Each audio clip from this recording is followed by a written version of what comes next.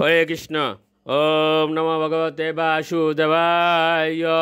ওম নমো ভগবতে বাসুদেবায়। ওম নমো ভগবতে বাসুদেবায়।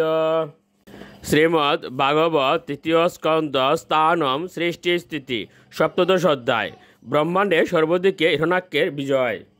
শ্লোক 21। তম বিক্ষ দুঃসহজবম রণৎকাঞ্চননুপুরম বৈজয়ন্তা স্রজা জুষ্টমংসনস্ত মহাগদম। অনুবাদ: হিরণ্যাক্ষের ক্রোধ ছিল দুঃসহ, তার পায়ে ছিল শব্দায়মান স্বর্ণের নূপুর।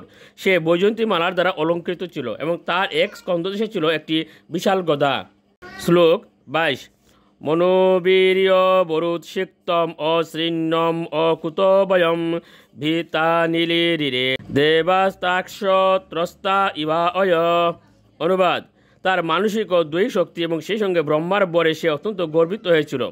কারো হাতে তার নিহত হওয়ার ভয় ছিল না এবং তার গতি রোধ করার ক্ষমতাও কারো ছিল না। তাই তার দর্শন মাত্রই গরুরকে দেখে সাপেরা যেভাবে পলায়ন করে, দেবতারাও সেইভাবে ভয়ে ভীত হয়ে লুকিয়েছিলেন। শ্লোক 23। স বৈ ত্রুহিতান দৃষ্টা মহাশাসন দৈত্যরাট সেন্দ্রান দেব গণান শিবান পশ্যন বনদদ বৃষম। অনুবাদ: ইন্দ্র এবং অন্যান্য দেবতারা যারা পূর্বে তাদের শক্তির গর্বে প্রমত্ত হয়েছিলেন, তাদের দেখতে না পেয়ে এবং তারা যে তার তেজবলে ভীত হয়ে পলায়ন করেছেন তা বুঝতে পেরে সেই দৈত্যরাজ ভীষণভাবে গর্জন করতে লাগল। শ্লোক 24। তত নিবৃত্ত ক্রীড়িশন গম্ভীরম বিমনিষ্যনম বিজগায় হে মহাসত্য বার্ধিম মত্ত ইব দীপ। অনুবাদ: স্বর্গ থেকে ফিরে এসে সেই বলবান দৈত্য ভয়ঙ্কর গর্জনশীল গভীর সমুদ্রে ক্রিয়া করা মানুষের মত্ত মাতঙ্গের মতো জাপ দিয়েছিল। শ্লোক 25।